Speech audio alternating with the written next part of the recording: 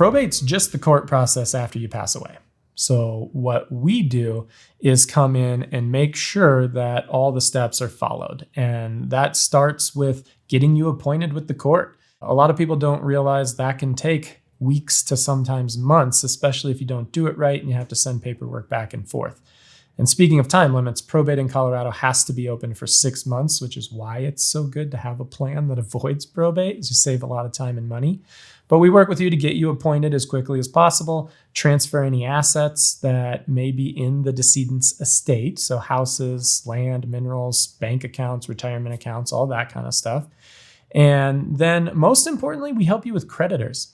So creditors can be pretty sneaky in probate, and they may tell you, oh, you owe us $50,000 because dad had a credit card with us, or whatever creditors may come in and say.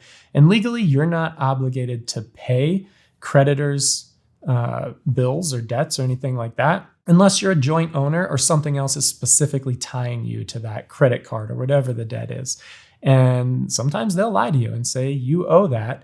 And until you get an attorney involved, they'll keep calling you. And legally, once you tell them you have an attorney or an attorney reaches out, they have to stop bothering you, which is huge for people.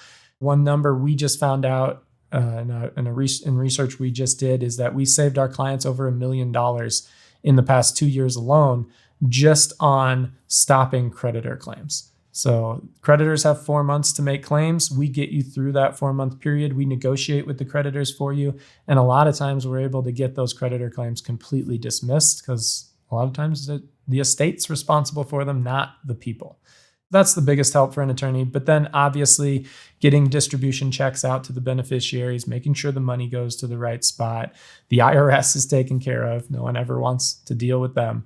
But death and taxes is kind of what probate's all about. And then we wrap things up with the court. So we take the legal burdens off the personal representative and the family's shoulders so they don't have to worry about it.